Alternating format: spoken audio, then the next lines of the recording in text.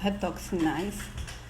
Estava na reunião online agora e o telefone não está carregado, então eu vou falar com vocês por aqui. Me confirma se está ouvindo tudo direitinho aí, galera, porque sem o fone eu fico meio perdida. Se está sem ruído, se está tudo bem. Viu o resto. Bom, como algumas pessoas estão me acompanhando já sabem, eu estou fazendo algumas lives, né?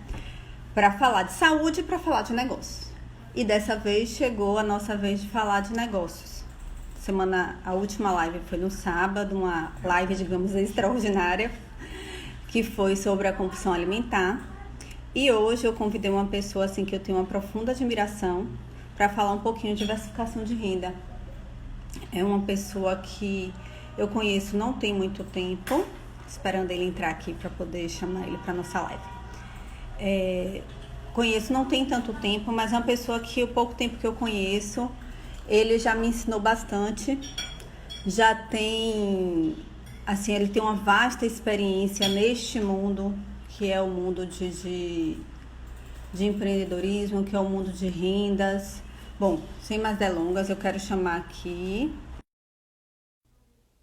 o meu mentor, uma pessoa que me orienta e me ensina muito todos os dias, José Antônio Ribeiro, conhecido como Toninho, por mim e pelos meus. Seja bem-vindo à nossa live, nossas tardes. Eu queria, assim, porque muita gente no meu canal não lhe conhece, né? Apesar de que muita gente, eu sei que muita gente lhe conhece, mas algumas pessoas não lhe conhecem.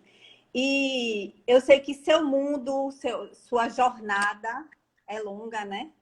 Menino que você é do interior e hoje tem todo esse sucesso que você tem, que eu quero lhe parabenizar por isso. Então, queria que você contasse um pouquinho dessa sua história para as pessoas que não lhe conhecem. Opa, acho que deu uma travada lá. Aí, agora destravou. Vamos lá. Repete só um pouquinho que o finalzinho eu não ouvi. O menino do interior eu lembrei. Bom, como eu estava falando, assim, o menino do interior que teve essa jornada de sucesso, né? Que algumas pessoas lhe conhecem, outras não. Então, eu queria que você contasse essa sua jornada, assim, para a gente, para o pessoal ter ideia do know-how que nós temos aqui.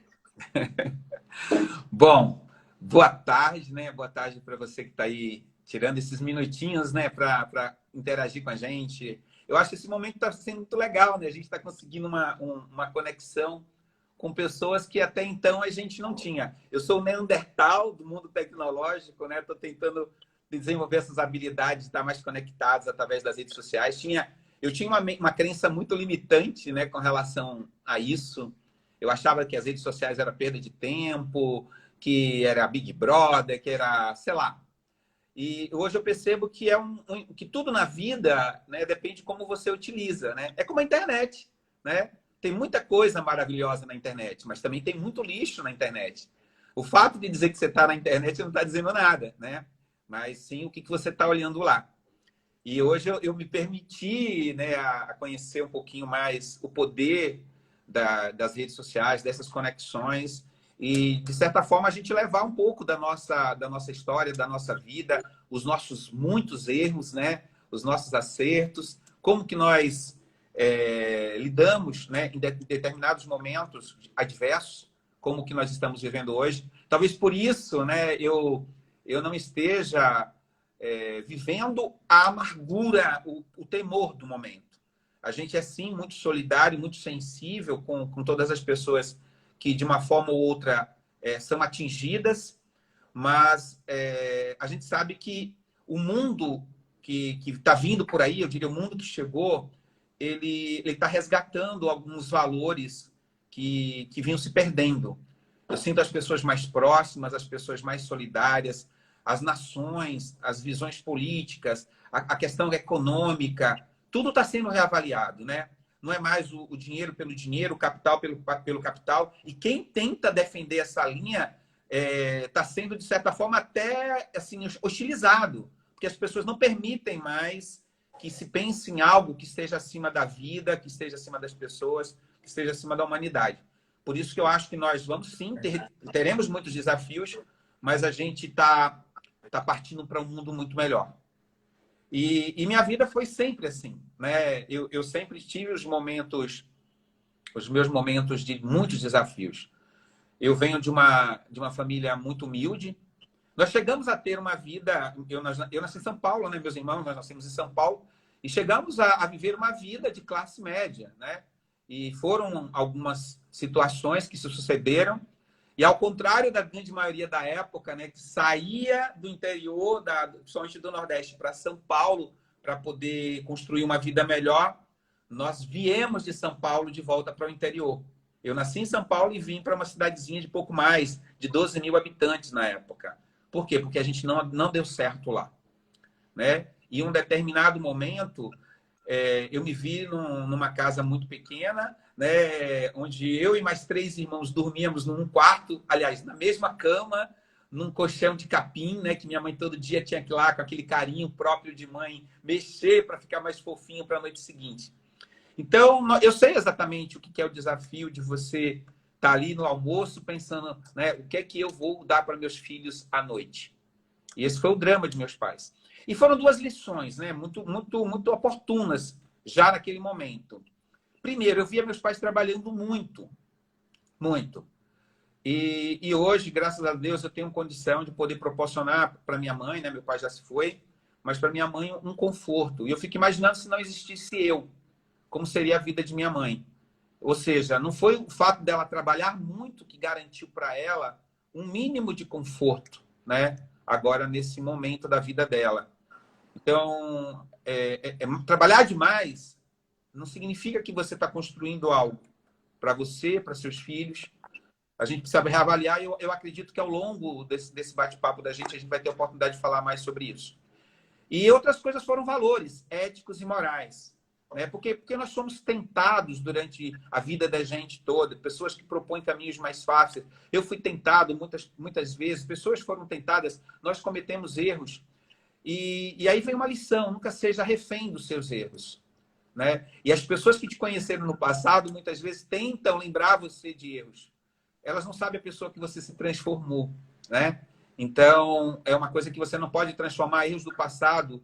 Eu até postei algo, né, relacionado a isso. Não permita que seus erros do passado impeçam de você construir uma pessoa nova todos os dias. Tá? E aí, dentro daquelas limitações, meu sonho era proporcionar para meus pais algo diferente. E na cidadezinha, ou a gente estudava para ser professor de ensino médio, ou então tinha que sair e fazer agropecuária. Né? Eu estudei em Catu, uma cidadezinha próxima daqui de Salvador. E fiz agropecuária e, resumindo essa história longa, foram 4 anos. E aí foi a primeira lição que eu gostaria de compartilhar com vocês. Porque quando eu concluí o meu curso de técnico agrícola, o sonho de um técnico agrícola era trabalhar na Ematerba, que virou IBDA, né, e agora é um órgão extinto, ou então na Embrapa, que era um órgão de pesquisa. E eu consegui um estágio na Secretaria de Agricultura. Trabalhei 1 ano, eu tinha 17 anos, né? Então eu trabalhei durante 1 ano e quase 1 ano e 1 mês para poder, como estagiário, que não tinha como me contratar. E vagou, né? Um dos cargos lá, um técnico pediu demissão e o cargo ficou vago. E todo mundo começou a me dar parabéns, porque eu já trabalhava lá, né? E eu falei, caramba, meu primeiro emprego, graças a Deus. E aí eu recebi um chamado, né, do gerente da unidade. E aí o caminho, todo mundo me dando parabéns. Cara, parabéns, você merece. Poxa, você já vem fazendo um trabalho como estagiário. E eu fui, né, nesse corredor lá, pronto para poder receber o reconhecimento por 1 ano de trabalho. Quando eu entro na sala, eu não vi um clima muito festivo, né? E aí o gerente falou assim para mim, você sabe que o Iberê pediu demissão, né? Isso era dezembro, gente, final de dezembro. Eu falei, meu presente de Natal vai ser incrível. Aí ele falou, você sabe que Iberê pediu demissão e o cargo dele ficou vago. Aí eu, lógico que eu sei, né? Tal, ali, querendo dar uma risada de felicidade. Aí ele falou o seguinte, olha, você vai completar 18 anos em fevereiro. E a gente não pode esperar até lá para a gente não perder a vaga. Então, nós estamos chamando um outro técnico de uma outra cidade para poder ocupar a vaga. E você já tem mais de um ano com a gente, como estagiário. E aí corremos um risco legal de ter vínculo empregatício. Então, a gente não vai poder continuar com o seu estágio. Então, eu entrei numa sala para ser reconhecido e ter meu primeiro emprego. E saí da sala sem sequer ter meu estágio. Muitas pessoas, né, no momento desse, situações como essa, começam a criticar tudo. Né, que onde é que está Deus no momento desse? Procura culpados e se colocar numa situação de vítima. E eu confesso que eu cheguei a ficar tentado a ter um comportamento desse tipo, porque eu vinha dentro de uma escola de buscar, né, meu filho estude, tire boas notas, arranje um bom emprego, buscar segurança no emprego. E aí um amigo meu abraçou no caminho e falou assim, a vida às vezes nos testa e você é muito bom. Não desista. 3 ou 4 meses depois, teve um concurso na Ematerba, né? Que era o sonho de um técnico agrícola. Lá o estágio era da Secretaria da Agricultura. E eu passei nesse concurso e pasmem, quando me deram 3 opções de cidades, que era na Bahia, né? Para eu escolher onde eu iria trabalhar. E uma delas era exatamente o Uauá, minha cidade, e exatamente no Projeto Sertanejo, de onde eu, de certa forma, fui demitido. Só que eu voltei ganhando 3 vezes mais do que eu ganharia se eu tivesse sido contratado como técnico da Secretaria da Agricultura. E aí eu pensei assim, meu Deus, se eu desisto há 3 meses atrás, eu não teria força para poder estar vivendo essa experiência. E foram 2 anos trabalhando lá naquele lugar maravilhoso, que era meu sonho, carro dado pela empresa, aquelas coisas que um menino pobre estava tendo, né? E passado algum tempo, eu vivi uma situação que lá na cidade tinha era a melhor festa da cidade, que era a exposição. E nós éramos responsáveis pela parte sanitária. Eu ia lá vacinar os animais. E quando eu chego para entrar no... Já tinha acontecido algumas situações chatas, né? Mas eu estou resumindo essa história.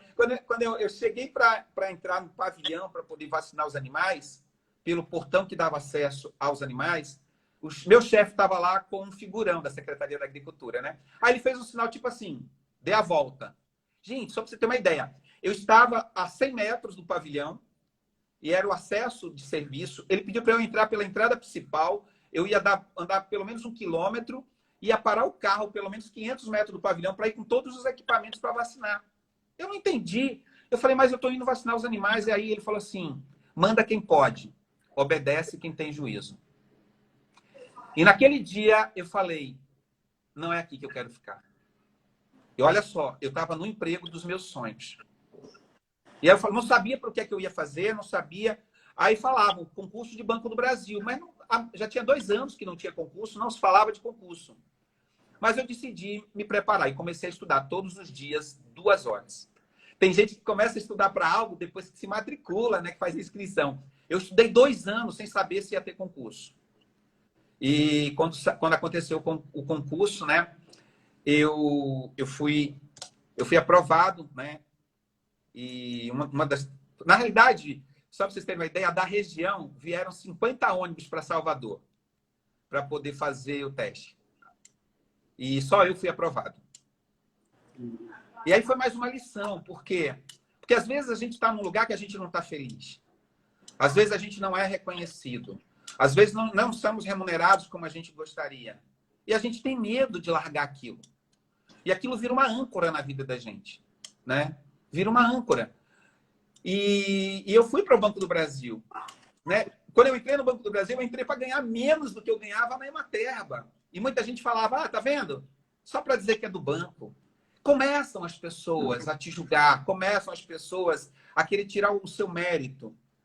Só que 2 anos depois eu sou aprovado no concurso interno e aí eu já ganhava mais que o gerente da unidade, o cara que me demitiu quando eu era estagiário. Foi fácil assim? Não. Passados 4 anos, eu já era assistente, vivi uma vida confortável, cidade do interior, carro lindo, morando bem e tal. Aí começa no Brasil a onda da reengenharia. e o enxugamento de quadro. Na agência, nós tínhamos 30, em torno de 30 funcionários, ficaram 15. E eu não fui um dos 15 que ficou. Perdi meu cargo, perdi a condição de ficar na minha cidade, fui morar em Petrolina, onde eu não conhecia ninguém, onde eu ia começar a minha história do zero. Eu falei, meu Deus, por quê? E aí, de novo, a encruzilhada. Culpo todo mundo, me vitimizo, vou chorar, reclamar, me revoltar, ou o que é que eu faço agora? Eu falei, vou retomar.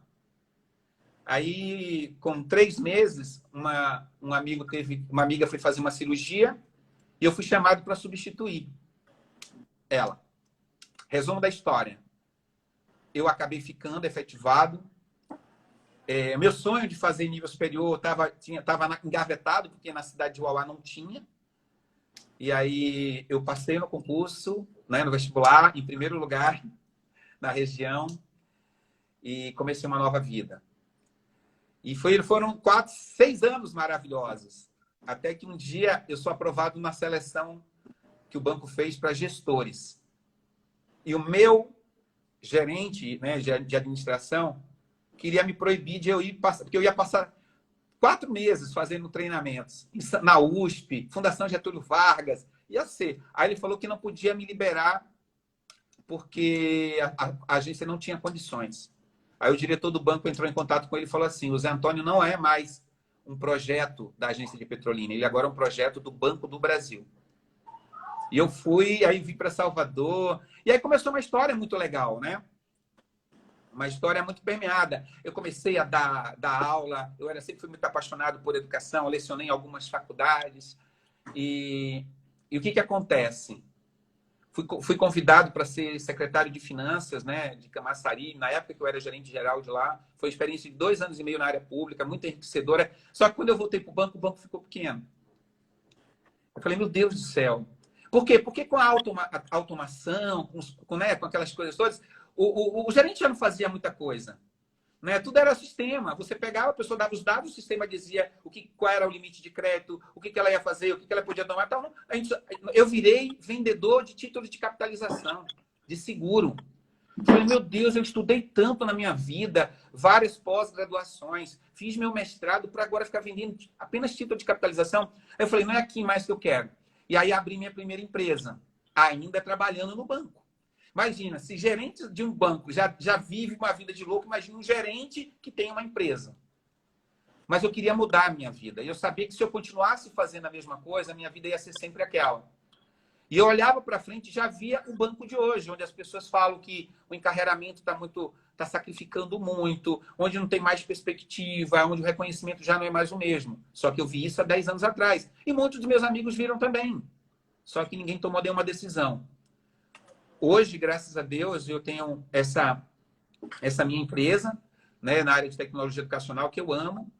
E eu tive o privilégio de poder demitir o banco também. Eu sempre demiti meus patrões, né? Isso é uma coisa muito legal. A gente tem medo, cara. Fica se apegando, achando que o mundo é aquilo, né? E às vezes é muito pouco. Então, assim, eu estou, de fato, diante de um novo momento, né? De um novo momento, né? Eu iniciei um outro projeto também que abriu uma perspectiva fantástica na minha vida. Então, são muitas atividades. Eu sempre levei a sério o conselho da vovó. Não coloca todos os ovos na mesma cesta, né? A diversificação é uma coisa muito importante. E a gente tem uma relação muito ruim com essa palavra foco. Foco, para nós, é como se fosse exclusividade. Mas nunca foi exclusividade. Foco é você fazer algo que é importante para você. Você ter ter variáveis importantes que você vai dedicar um determinado tempo. Você tem metas a atingir. Né? Isso é você estar focado. Mas nada impede que você tenha 1 foco, 2 focos, 3 focos. Ah, mas eu amo o que faço, sou muito feliz fazendo o que faço. Ótimo, dedica 80% do seu tempo para isso. Mas construa algo, porque a vida muda. E eu posso dizer para você com muita convicção, nessas 3 décadas e meia no mundo, em business e corporativo, eu já vi de tudo acontecer. Nós estamos passando por um momento. Mas os momentos bons passam e os momentos ruins também. Agora, a certeza que nós temos é que outras crises virão. A pergunta é como é que nós vamos estar preparados para a próxima? Porque essa já não tem muito o que fazer. Porque hoje você está vivendo as consequências das decisões que você tomou há 3, 4, 5 anos atrás. Então, hoje você está administrando. Mas não se apavore com isso, né? Não mergulhe no problema. Procura pensar o que é que você pode fazer agora para esse momento presente e, principalmente, né, para os próximos momentos que certamente virão e serão tão desafiadores quanto, né? Mas como você entra nessa jornada e quando você não tem medo da adversidade, você está sempre muito otimista e sempre procurando uma oportunidade dentro de cada situação negativa. Com certeza. Esse deixar eu falar, eu falo sozinho. Mas é muito enriquecedor. Não tem como interromper, porque é muito enriquecedor.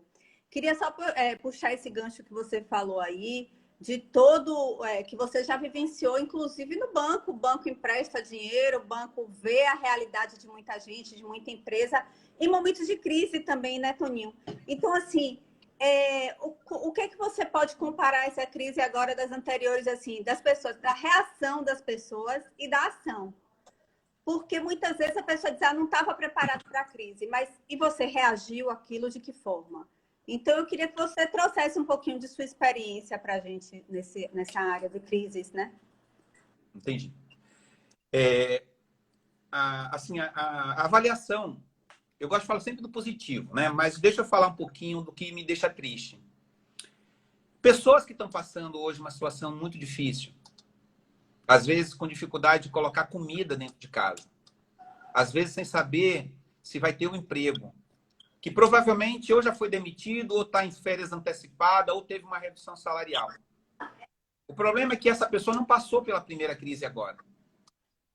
Ela já passou por outras. Só que quando passa, ela acha que outra não vai chegar. E aí volta a fazer exatamente as mesmas coisas que vinha fazendo nas vezes anteriores. A crise, ela tira a gente da zona de conforto. Ela te prepara para um novo mundo. Algumas pessoas perguntam assim, quando é que tudo isso vai passar? Quando é que as coisas vão voltar ao normal? E eu fico pensando assim, meu Deus, diante de tantas evidências, aonde que essa pessoa acha que nós voltaremos ao normal? Nós vamos viver um novo normal. É um novo mundo. Nada mais será como antes. As relações em família não serão mais como antes. A questão religiosa não será mais como antes. As questões econômicas não serão mais como antes. As familiares não serão mais econômicas. Os modelos de negócios não serão mais como antes. Então, nós temos que estar preparados para um novo normal. Né? Muito do que está acontecendo agora, eu digo assim, essa crise, ela só fez acelerar algo que já vinha acontecendo. Ou seja, por exemplo, nós estamos aqui no ambiente digital. Pessoas em outras cidades, outros estados, daqui a pouco tem gente até em outro país. E pessoas estão em casa trabalhando em home office. Aí eu pergunto, home office é novidade? Nunca foi novidade. Muita gente já trabalhava em home office. Só que outros se negavam a entender que era uma tendência. E agora está aquele arquiteto fazendo trabalho em casa. Está aquele advogado fazendo trabalho em casa. Está aquele engenheiro fazendo trabalho em casa. E tantos outros profissionais, né? E se perguntando, meu Deus, para que eu estou com aquela sala alugada? Se aquela sala está alugada por 5, 10 mil reais, gente, nós estamos falando de 60, 120 mil reais que a pessoa joga no lixo para dizer que tem uma sala. Que muitas vezes nem o cliente dele vai, porque os clientes, hoje eu tiro por mim, quando eu marco um encontro com... Eu tenho um escritório, tá? Eu tenho um escritório, mas é um QG de trabalho. Os meus clientes, nesses, sei lá, 10, 12 anos praticamente vai fazer, eu não lembro qual foi a vez que um diretor de escola foi lá. É muito raro. É muito raro. Mas lá é um QG de trabalho, tudo bem. Mas tem gente que tem um escritório que alugou num prédio empresarial bonito, tal, né? E nunca teve um cliente lá. Porque o cliente, como acontece comigo, ele marca onde? Não, vamos almoçar, vamos ali no shopping, vamos tomar um cafezinho. E é assim onde os negócios acontecem, né? Mas o home office, agora a pessoa que tá já doendo nas costas, falou, meu Deus. Agora imagina a pessoa que pegou um patrimônio, como eu tenho amigos que pegaram 2 milhões de reais, por exemplo, e comprou aí 5, 6, 7 salas empresariais. E o cara aluga 3, 4, 5 mil. Estava vivendo de uma renda de aluguel de 30, 35 mil. E as pessoas, no mínimo, estão pedindo para cobrar metade. E muitos estão falando, estão devolvendo. Aí a pessoa vai viver de quê agora? Porque com a oferta de imóveis, os imóveis caem de preço. Ele já vai perder dinheiro se ele quiser vender os imóveis. Se ele não alugar, ele vai ter custo, porque tem IPTU, condomínio. Então, o que serviu, o que deu certo no passado, necessariamente não dá certo hoje. E nem vai dar certo amanhã. O detalhe que a gente leva, muitas vezes, aquela máxima. Time que está ganhando não se mexe. Que, para mim, é uma das máximas mais equivocadas do planeta. Porque, enquanto você está jogando, seus adversários estão querendo saber quais são seus pontos fortes para anular. Estão querendo saber quais são seus pontos fracos para poder eles aproveitarem, tirarem proveito daquilo. E se você não muda, um dia eles vão conseguir. Mas se você está sempre se reinventando, analisando o mercado, pensando nas tendências, se antecipando às mudanças, mudando o seu time, você pode continuar ganhando. Então, tem gente hoje que você pega o LinkedIn. No início do ano, ele lançou uma pesquisa com um ranking das 15 profissões emergentes. 15 profissões emergentes. E lá, apenas 2 veio do mundo tradicional. Eu estava lendo lá, gerente de redes sociais, engenheiro de cibersegurança, especialista em inteligência artificial, gestor de plataforma de dados, tudo. Gente, só tinha 2 profissões. A terceira, vendedor. Vendedor. E eu tenho a certeza que esse estigma, preconceito e com relação à venda vai mudar na marra. Porque não existe nada mais nobre do que uma pessoa que tem a capacidade de identificar a necessidade de alguém e conecta essa pessoa com uma solução, que é o vendedor de hoje. Vendedor não é o que tem lábia. Vendedor não é aquele que vende gelo para esquimó, como a gente falava. Muito menos vendedor é um fracassado. Até porque, se você pegar os multimilionários e os bilionários do Brasil, como Flávio Augusto, por exemplo, se transformaram em exímios vendedores. Né? Então, eu vejo muita gente cheio de títulos, né? Com todo respeito ao esforço que você teve no seu título, mas muitas vezes as pessoas não conseguem nem pagar as contas. Às vezes não tem nenhum emprego. E não vai ser um diploma que vai botar comida na tua casa. Então, a gente tem que estar atento para as mudanças, em que direção as coisas estão indo. Sair da caixa, sabe? Tirar os paradigmas, parar com seus preconceitos. E o conselho que eu faço é uma avaliação. Como é que você está vivendo este momento? Como é que você está vivendo esse momento? Você está otimista? Se essa quarentena demorar 4 meses, vai ter dinheiro para botar comida em casa? Você vai pagar os seus compromissos? Você tá confortável, pelo menos, para prover a sua família do mínimo? Eu não sei. Porque se você for a maioria igual a maioria, não está assim. Por quê? Porque a gente não tem nem um pouco de educação financeira e a gente acha que o problema só acontece com o vizinho. E às vezes ele está mais próximo da gente do que a gente imagina. Quando a gente fala de educação financeira, eu sempre fui uma pessoa ousada, sempre fui uma pessoa de buscar novos horizontes, de não me limitar às circunstâncias. Eu sempre procuro interpretar e desafiar as circunstâncias, mas eu nunca tive boa educação financeira. Graças a Deus, eu conheci um projeto há 4 anos atrás e até isso mudou muito na minha vida. Por quê? Porque como todo brasileiro, o que a gente faz? Você está ganhando 5 mil. Você vive com 5 mil. E daqui a pouco você está apertado. Está pagando o cartão, apertado. Né? Escola do menino apertado. Aí o seu chefe chega para você e fala assim, eu vou agora te promover. Você agora vai ter tal cargo e vai ganhar 8 mil. Imagina, a pessoa ganhava 5, estava apertado. Ganhou 8. Caramba! Encontra com essa pessoa 1 ano depois. Vai estar devendo no cartão. Vai estar apertado. Vai estar sem saber o que fazer. Por quê? Porque ele elevou o padrão de vida para 8 mil. Dobre para 16, encontra essa pessoa 1 ano depois. Vai estar endividado. Vai estar devendo no cartão. Vai estar angustiado. Por quê? Porque agora o padrão de vida dele é outro. E o que é que diz o ABC? ABC de educação financeira. Tenha um padrão de vida que consuma no máximo, 60% do que você ganha. No máximo.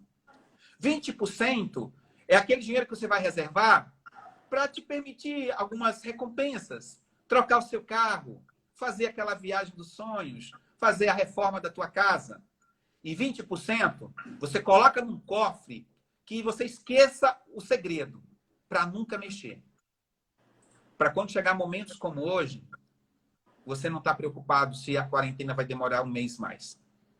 Imagina se você tivesse guardando, né, nesses últimos 5 anos, 20% do que você ganhou. Você não iria ter uma sobra para um mês, 2 meses, 3 meses, não. Provavelmente você teria uma reserva para 2 anos de quarentena. Isso é que o povo fala de reserva de emergência, não é isso, Toninho? Isso. É porque são duas coisas distintas. A reserva que eu tenho para me permitir me presentear, seja com a viagem, com a troca do meu carro, e uma reserva para situações inesperadas, que não são tão inesperadas assim. Porque a certeza que eu tenho é que momentos de crises eles são sucedidos de momentos que vão ter prosperidade e abundância. Mas serão sucedidos de momentos de crise também. Então, se é cíclico, você tem que estar preparado. Ah, aconteceu algo inesperado. Não, você poderia não saber do vírus. Mas a crise não é inesperada, não é uma coisa para te pegar de surpresa. Não é para te pegar de surpresa. E às vezes, por exemplo, o que é que eu fazia? Eu tinha um carro, né? Aí você compra um carro, sei lá, de 100 mil reais.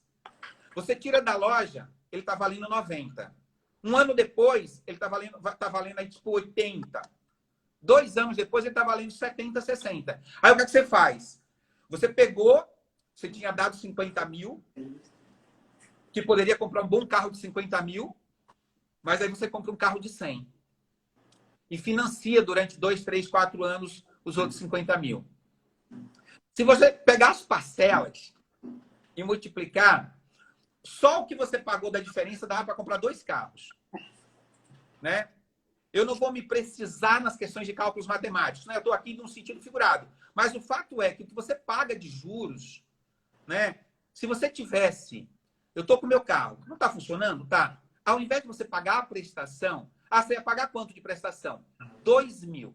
Beleza. Aplica esses 2 mil. Se você pega daqui a 2 anos esse dinheiro aplicado, vale 30. Aí você pega o seu carro de 50, que vai estar valendo uns 40, junta com 30, compra um carro de 70. Então, não vai dever a ninguém. Vai ter um carro mais novo, né? E aí você se planeja. É por isso aqueles 20% que você separa para se dar esses prêmios, né? Porque muitas vezes a gente compra coisas que a gente não precisa com o dinheiro que a gente não tem para tentar agradar quem não gosta da gente. Exatamente. Porque a certeza absoluta é essa, né? Porque é incrível. Porque muitas pessoas vão te bater palmas, vão te elogiar pelo que você é, pelo que você faz, pelo que você prega. E muitas pessoas vão te odiar pelos mesmos motivos. E a gente fica nessa loucura de querer agradar todo mundo. Né? Nem Cristo agradou. Hein? Nem Cristo agradou a todo mundo. Pois é, olha como ele parou, gente. O cara que só pregou o amor, olha como é que terminou a jornada dele nesse plano terrestre. Né? Então, não existe um motivo pelo qual você tenha que estar desesperado. Uma coisa é você estar atento, uma coisa é você traçar um plano para esse novo normal, uma coisa é você estar pensando e se conectando com pessoas que estão buscando uma solução, um caminho. Porque se você se transformar em expert de como lavar a mão, porque tem 4.585 vídeos ensinando a lavar a mão, pô. Tem 1.000 pessoas, agora é vermífugo tal que serve, é outro vermífugo, é substância tal. E tem mais. 90% não é da área de saúde. Engenheiros dando palpite sobre remédio, arquitetos falando sobre a escalabilidade da contaminação. Todo mundo virou expert. E esse que é o problema, às vezes, das redes sociais, que ela dá poder, às vezes, quem não tem. Às vezes o cara é um influencer porque ele entende de um determinado business, só que ele se acha na condição de falar sobre outro assunto que ele não domina. E aí a pessoa pega a autoridade que ele tem naquele outro campo, que de fato ele tem autoridade, e transfere para o palpite que ele deu em outro campo que ele não tem autoridade nenhuma. E uma mentira passa a ser uma verdade. Verdade. E se você está conectado com esse tipo de informação, você passa a ser aquela pessoa informada, incompetente. Porque você sabe muito de coisa errada. Né? E se você tem a informação errada, a decisão que você vai tomar é uma decisão errada. Então, eu lembro que eu dei um exemplo do home office. Por exemplo, e-commerce. É novidade compra pela internet? Meu Deus, eu fui do tempo que quando falava em compra da internet, a pessoa tá maluco, não sei o que eu estou comprando, daqui a pouco chega errado. E era assim, foi como eu vivi a época da instalação dos terminais de autoatendimento. Gente, vocês precisavam ver o que meus colegas falavam, isso não vai pegar. As pessoas querem contato com pessoas. Imagine aquela senhora de 50, 60 anos, né? Que vai chegar lá na maquininha, ela não vai... Gente, hoje a pessoa não quer, quando ela precisa ir no caixa, ela fica puta da vida, ela quer resolver tudo na máquina. E aí você chega, tá aquela senhorinha de 70 anos, com um monte de coisa. Ela faz pagamento, ela transfere, ela aplica dinheiro, ela fala com tudo. Quem pensou que não conseguiria, ficou para trás. E-commerce, as pessoas hoje entram numa loja para escolher o que vão comprar pela internet. Entram na loja e compram na internet. Tanto é que a maioria dessas lojas, principalmente de linha branca, né? Hoje você entra na loja, passei por uma experiência dessa, fui comprar um televisor, a pessoa eu escolhi o que eu queria. Aí a pessoa trouxe o maior desconto. Aí eu falei, não, chama o seu gerente. O gerente deu o maior desconto dele. Quando eles chegaram, daqui não passa, aí eu peguei a internet e pesquisei. Falei, bom, daí não passa, mas aqui tá mais barato. Como eu não tenho pressa, eu vou comprar daqui. Aí o gerente falou, não, tudo bem. Me dá um momentinho. Aí foi tomar um café, né? Porque não foi fazer nada lá dentro, eu sei o que é isso. Aí voltou, não, tudo bem, consegui a autorização. Aí eu falei, conseguiu, né? Lá no cafezinho. Tá bom, beleza. E é assim. Agora eu pergunto, uma loja grande ainda sobrevive. E as pequenas? Por que os shoppings estão tendo alto índice de lojas fechadas? Eu tenho um amigo que ele tinha um piso que ia ser só ele é um dos sócios de um shopping, e um piso ia ser só lojas. Virou uma universidade. Ele tinha três empresas, né, de linha branca.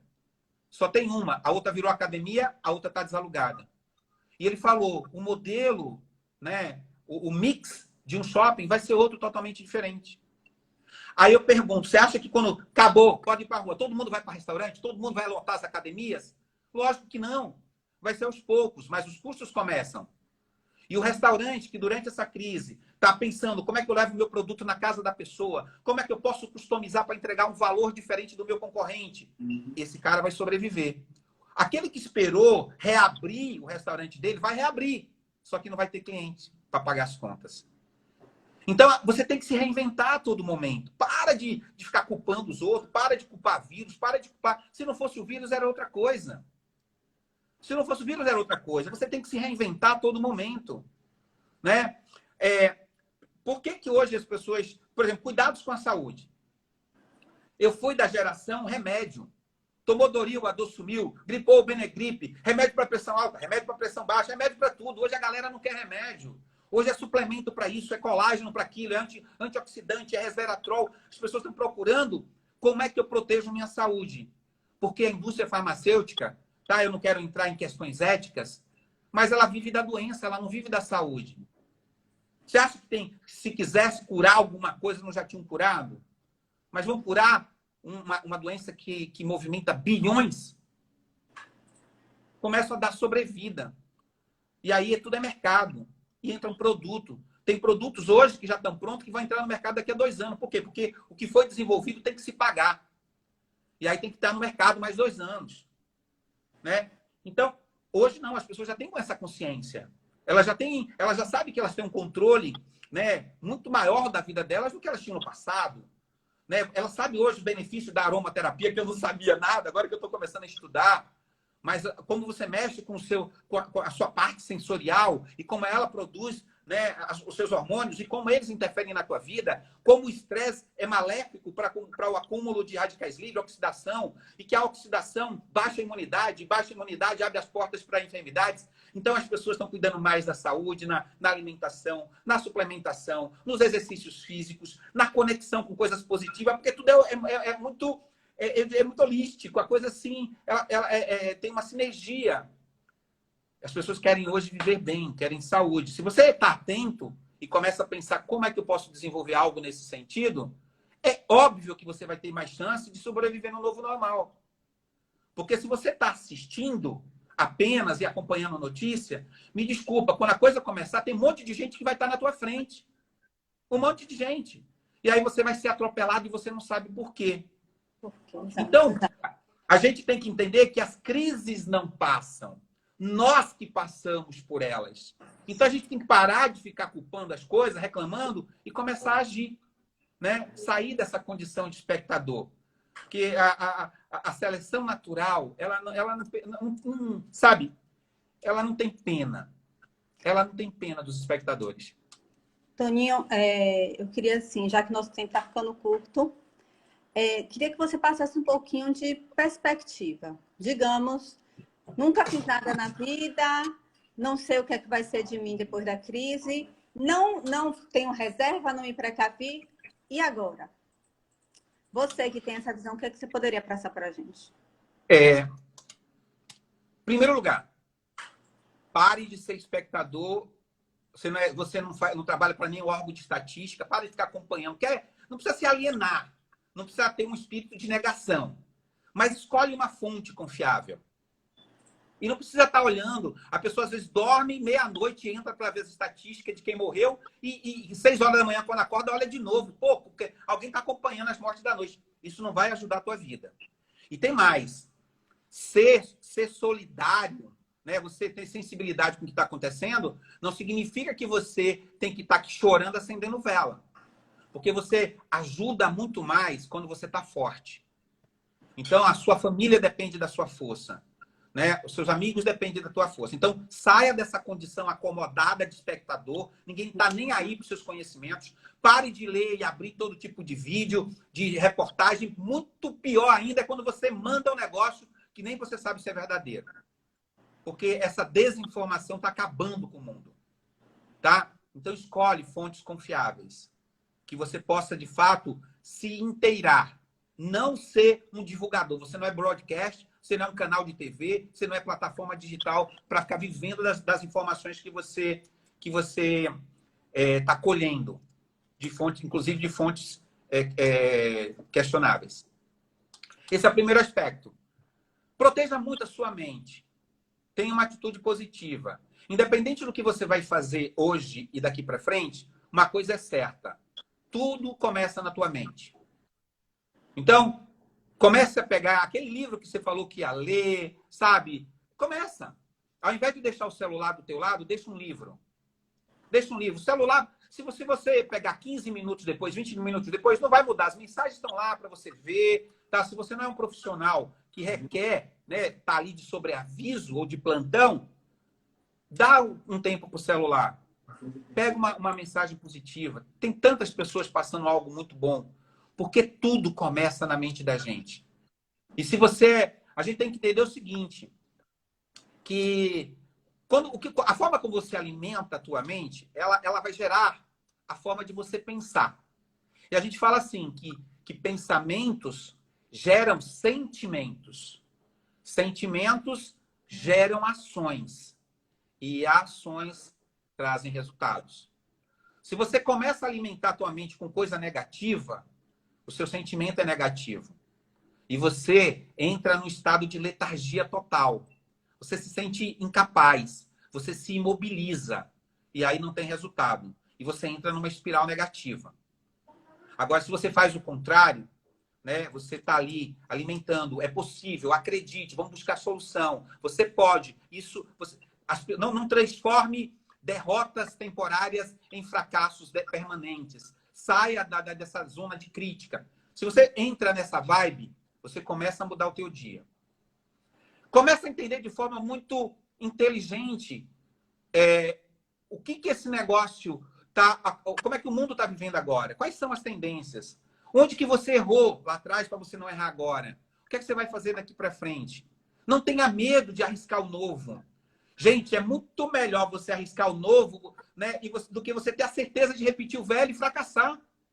Porque a grande maioria, se falasse assim, todo mundo volta amanhã, eu tenho certeza que 90% das pessoas iam voltar a fazer exatamente as mesmas coisas com o mesmo comportamento.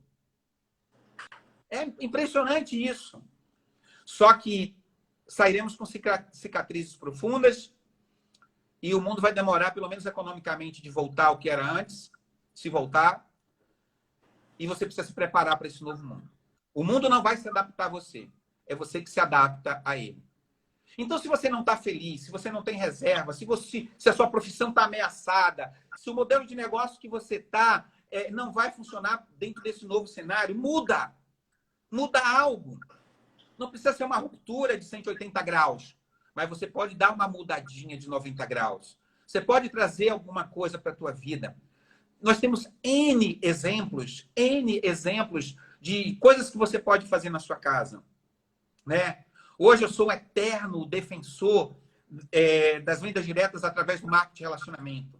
É um projeto que eu estou envolvido há 4 anos. É um projeto onde eu faço amigos. É um projeto onde eu melhoro a pessoa que eu sou todos os dias. É um projeto através do qual eu posso ajudar outras pessoas. E traz inserido dentro da estrutura dele e-commerce, home office, produtos, a depender da empresa, produtos que levam para as pessoas saúde, autoestima. Você cria mercados que, quando você não puder trabalhar, pelo fato dos produtos serem de uso recorrente, as pessoas vão estar continuando comprando esses produtos e você vai ganhar dinheiro mesmo sem poder trabalhar. Então, se você é um profissional hoje que ama o que faz, que ganhava muito dinheiro, mas por estar dentro de casa não está conseguindo gerar renda, é porque o seu negócio ele proporciona renda linear. É quando você troca o seu tempo por dinheiro. E se você troca tempo por dinheiro, no momento que você não tiver tempo para dedicar, você não tem dinheiro. Então, aí é inteligente você criar outra alternativa. Na minha empresa de tecnologia, nós estamos com um grupo de estudo e de desenvolvimento trabalhando para modelos de negócios que vão atuar em plataformas digitais. Porque uma coisa eu tenho certeza, o EAD vai ser repensado, né? Os pais que defendiam o homeschooling, né, ensinar dentro de casa, estão repensando. Porque não está aguentando, está 2 semanas, 3 semanas com o filho, não está aguentando mais, porque precisa ter técnica. Então, isso é bom para a escola, porque valoriza o papel da escola, dos professores, mas também a escola tem que estar atenta, porque algumas coisas eles podem fazer na casa. Então, talvez, ao invés de você deixar seu filho em turno integral, às vezes pagando muito caro para estar lá, talvez seja melhor a escola desenvolver algo para o filho fazer em casa. Porque ele entrega valor, está dentro de casa e desonera o pai, que agora vai começar a fazer conta de tudo. Então, você tem que se reinventar. Você tem que se reinventar. Procura pessoas que estão fazendo alguma coisa diferente. Pergunta o que elas estão fazendo. E tem mais, saia do seu quadrado. Saia dessa sua caixa. E não tenha medo. Gente, o medo, eu diria assim, é como se fosse uma febre. É importante você ter medo. É por conta do medo que a gente não vai para a beira de um abismo. É por conta de um medo que você não sobe, sabe, naquele muro que corre o risco de tomar tua vida. É por conta do medo que você não faz coisas que você não está preparado. Mas ele não pode te paralisar. Ele não pode paralisar. O medo, muitas vezes, é falta de informação. Então, se informe para que você não deixe que o medo paralise. Né? O medo, ele não pode ser maior do que o seu sonho, do que a sua vontade de mudar a tua vida, do que a tua vontade de ser uma pessoa melhor. Ele tem que ser aquela coisa que né? Porque muitos nadadores foram bons nadadores que morreram afogados. Foram excelentes motoristas que morreram em acidentes, né? Com carro ou com outro tipo de transporte. Mas o medo não pode te paralisar. Entenda que o mundo não volta a ser o que era antes. Então, você tem que se perguntar que habilidades eu precisarei para poder viver esse novo normal. E começar a agir. Né? Eu não sei como é que está sendo o seu dia. Eu sempre falo que o problema das pessoas não é, nunca foi e nunca será tempo. O problema é a forma como você usa o seu tempo. Porque a grande parte, se você pegar um dia de uma pessoa normal, 80% do que ela faz não leva ela a lugar nenhum. 80%, e ela acaba deixando de fazer coisas que poderiam mudar a vida delas. E elas dizem que não tem tempo. Se você não tem tempo para a saúde, me desculpa, lá na frente você vai pagar um preço por isso. Pessoas que nunca deram uma corridinha, hoje, por conta de um problema cardíaco, então começaram a andar, começaram a fazer isso. Por quê? Depois do problema consegue. Porque antes do problema não conseguiu. Então você tem que ser uma pessoa inteligente, você tem que se antecipar ao que acontece e não ser uma pessoa que é movida pelos acontecimentos. Porque talvez você não tenha uma segunda chance. Sabe? Talvez depois que a coisa aconteça com você, talvez você não tenha uma forma de você mudar o game para frente. Então você tem que ser uma pessoa focada de forma positiva. E olha, o positivismo não é negar a diversidade, tá? Positivismo não é isso. Positivismo é quando você acredita que existe uma solução no problema. Positivismo é quando você se propõe a ser uma pessoa melhor e você procura ajudar as outras pessoas e abrir caminho para a vida delas. Porque as pessoas estão precisando disso. As pessoas estão precisando de energia positiva. As pessoas estão precisando de estar conectadas com pessoas que falam, nós vamos sair dessa, sim. Nós sairemos pessoas melhores. Não importa as adversidades que venham, mas Deus nunca dá uma cruz sem que te dê antes a força para você carregar ela. Tá? Eu acredito muito na capacidade das pessoas, né, de se reinventarem. Agora você tem uma escolha. Em qual grupo você vai fazer parte? Nesses que fazem corpo, negativismo, que estão aí pregando caos, que estão aí acompanhando e propagando notícias mentirosas, ou aquele grupo, né, que por enquanto é pequeno, mas são de pessoas que estão pensando em alternativas, estão buscando soluções, estão tentando interpretar o que está mudando para se adaptar a esse novo normal. E certamente são as pessoas que vão guiar, são as pessoas que vão fazer fortuna, por que não? Porque muitas oportunidades surgirão, muitos modelos de negócio serão reinventados, né? E por que não você? Por que não você? Por que você ficar agarrado nessa tábua de salvação, né, achando que você não vai morrer, do que você construir um navio de prosperidade? E não só salvar você, como colocar muita gente nesse navio, né, para que vocês possam passar por esses momentos de mares revoltos, sim, mas de uma forma muito mais segura, de uma forma muito mais propositiva. É isso que eu acredito plenamente. É hora de colocar a mente criativa para funcionar, né? Deixa eu te perguntar uma coisa. Você falou um pouquinho aí sobre o marketing de relacionamento. Então, eu vou aproveitar esse gancho e te perguntar quais são os conselhos que você pode dar para que a pessoa decida qual empresa.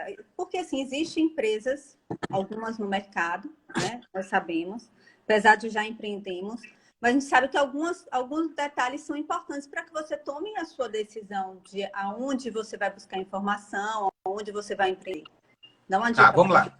Essa pergunta é muito oportuna, porque eu acredito, sem sombra de dúvida, que esse é um dos modelos de negócio que já é uma grande tendência, que vai se consolidar ainda mais, porque ele traz tudo que esse novo normal está trazendo. Como eu já falei, home office, e-commerce, o delivery, que não deixa de ser por conta da entrega em casa, produtos que podem proporcionar saúde e algo que você pode gerar renda em casa e renda que pode chegar algum dia a ser residual, que você vai ter depois de uma construção profissional, né? Porque só profissional que tem resultado, né? Não adianta você ser um amador. Amador não ganha dinheiro em lugar nenhum, né? Então, esse é um aspecto, né? Que esse modelo de negócio, independente de você gostar ou não, independente de você querer se envolver ou não, será o modelo de negócio mais procurado pelas pessoas. Bom, depois, nós sabemos que tem muita picaretagem. Primeiro, antes de escolher qual empresa séria você vai se envolver, tira logo, separa o joio do trigo. Tira esse monte de aventuras que estão por aí. Você pega o nome da empresa, alguém te ofereceu, vai lá.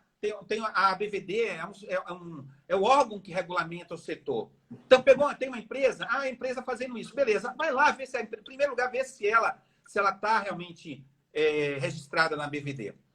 Estando registrado, quais são aspectos que eu considero relevantes? Primeiro, que essa empresa esteja, no mínimo, em 25 países. Por quê? Porque você elimina aquele chamado risco país. Se você está num país só e esse país não está bem, os outros mercados estão. Então, você equilibra o seu resultado. Se você está posicionado num único país e, por algum motivo, esse país interrompe a operação ou ele está no momento mal econômico, todo o seu negócio está comprometido. Aí você pode até pensar, mas eu não conheço ninguém fora do Brasil. Não se preocupa com isso. Você conhece pessoas que você não conhece. Que conhece pessoas que você não conhece. Daqui a pouco é um que tem um filho que está estudando no Canadá, daqui a pouco é um que foi morar na Argentina, daqui a pouco é um que está morando na Europa. Então, eu tenho hoje amigos em vários países, né? E pessoas que eu não conhecia que estão dentro do meu negócio. Então, essa não é a preocupação. Então, uma plataforma global. Ter produtos, isso para mim é o mais relevante. Ter produtos que entreguem valor. Não adianta, empresas que levam mais do mesmo, entenda, o produto, para ter fidelidade, ele tem que criar um vínculo emocional. É como se você usasse um perfume.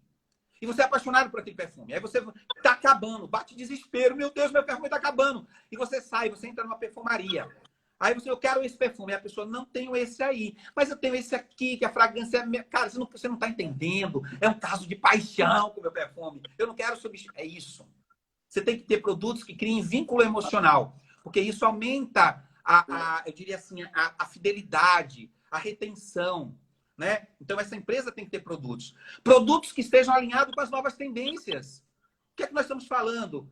Produtos que estejam voltados para a área de nutrição, para a área de saúde. Né? Então, é isso que as pessoas estão buscando hoje. Eu quero suplementos, eu quero saber o que meu organismo precisa para eu estar melhor, mais protegido. Então, é isso que você tem que fazer. Então, uma plataforma global, empresa no mínimo com 25 países, registrada nos órgãos que regulamentam e produtos que entreguem valor. E, de preferência, aí dentro do modelo de negócio, procura saber se a empresa já mudou a forma de pagamento dela. Porque uma coisa que é relevante você... Empresas que ficam mudando para fazer ajustes o tempo todo, você não sabe como ela vai estar lá na frente. Né? Muda a regra do jogo no meio do jogo. Então, para mim, são esses os aspectos mais relevantes para que você possa escolher com muita precisão aquela empresa que você vai escolher para ser sua parceira para sempre. Não é uma escolha, sabe? Não é aquela coisa que você está escolhendo, não é uma calça que você vai viver com ela alguns anos. É uma coisa para o resto da vida e provavelmente até para as próximas gerações. Então, isso tem que ser uma escolha muito criteriosa. Entendi. Saúde financeira da empresa tem como saber? Lógico, lógico. Por quê? Porque, primeiro, como é que é o capital da empresa? Ela é uma empresa que está endividada? Não é? Como é que a empresa desenvolve? Quais são os profissionais que desenvolvem?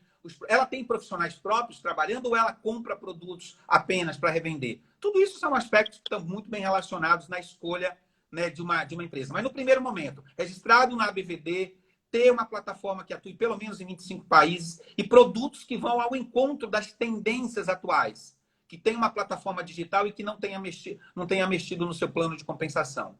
Para mim, essas são as variáveis mais importantes numa escolha muito mais eficiente daquela que será a sua parceira. Perfeito, perfeito. Nosso tempo acabou. Ah. Só tem 1 minuto e meio que eu quero aproveitar aqui para poder agradecer, né? Dizer que foi assim bastante enriquecedor para mim, espero para as pessoas que estejam acompanhando a gente também, tá?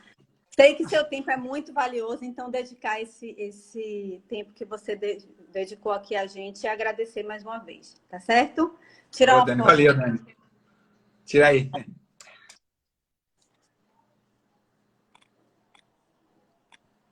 Eita. Conseguiu? Aí. Oi. Acho que o meu deu Beleza, uma então, Dani. travada. Muito obrigado pelo carinho, pela confiança, pelo convite.